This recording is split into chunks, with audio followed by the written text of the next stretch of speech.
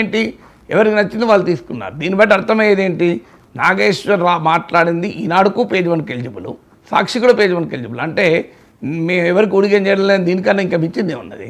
నిజం చెప్తాం, ఎవరికి నచ్చితే వాళ్ళు తీసుకుంటారు, తప్పేం లేదు. అందువల్ల రేవంత్ రెడ్డి పశువా మనిషా పశువా అని ఇవాళ కూడా హరీష్ రావు అన్నట్టు వచ్చింది. ఇది ఈ భాష కూడా సరైనది కాదు కదా. పశువా పిచ్చి కుక్క ఏం మాట్లాడినవి. ఒక రాష్ట్రంలో ప్రజలు ఎన్నుకున్న ముఖ్యమంత్రి కదా. కేసీఆర్ పైనైనా చంద్రబాబు నాయుడు పైన ఎవరిపైనైనా శృతి మించినటువంటి పదజాలాన్ని వాడకూడదు.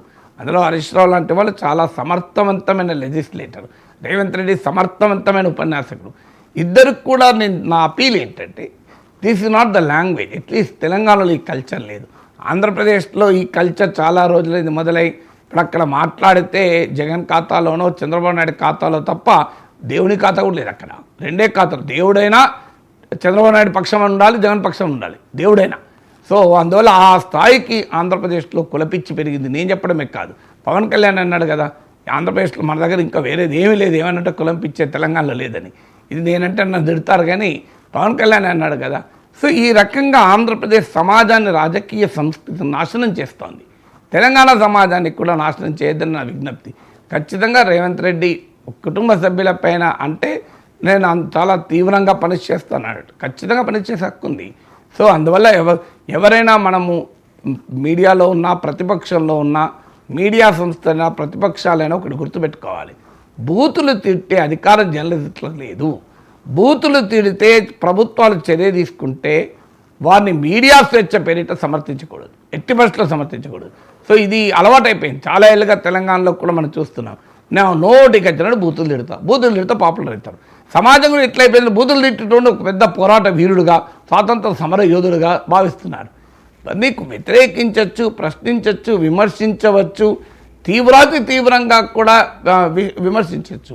సో కానీ జర్నలిజంలో అలవాటు క్లాసు పీకిన రేవంత్ రెడ్డి నేట్ల క్లాస్ ఏంది, పీకుడు ఏంటండి, ఆ భాష ఏంది అసలు. రేవంత్ రెడ్డిని సూచించినా, రేవంత్ రెడ్డి ప్రశ్నించిన క్లాస్ పీకుడు ఏంటి. రేవంత్ రెడ్డికి కేసీఆర్కు క్లాసులు పీకడం నా పని కాదు కదా. అలాంటప్పుడు నన్ను కూడా పీకుతారు, ఊరుకుంటారా? వాళ్ళ మద్దతుదారులు నన్ను పీకుతారు.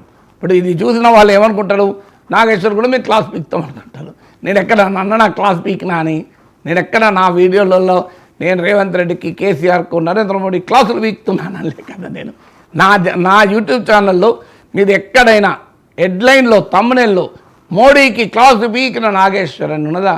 ట్రంప్ క్లాసు పీకిన నాగేశ్వరం లేదు, మోడీ పక్క పెట్టి ట్రంప్ను కూడా అనలే. ఎందుకంటే ఒక సభ్యత, సంస్కారం, హుందాతనం ఉండాలి కదా. అందువల్ల డెఫినెట్గా రేవంత్ రెడ్డి కుటుంబ సభ్యుల పైన పోస్టులు పెట్టి ఒక పైశాచిక ఆనందాన్ని ప్రత్యర్థులు పొందితే ఒకటి గుర్తుపెట్టుకోవాలి, ఈ రకమైన గేమ్లో ఎవరికీ మానోపలి ఉండదు. ఇలాంటి గేమ్లో ఎవరూ విజయం సాధించరు. యుద్ధములో సర్వనాశనం అవుతారు అందరూ. మీకు మహాభారత యుద్ధం జరిగింది.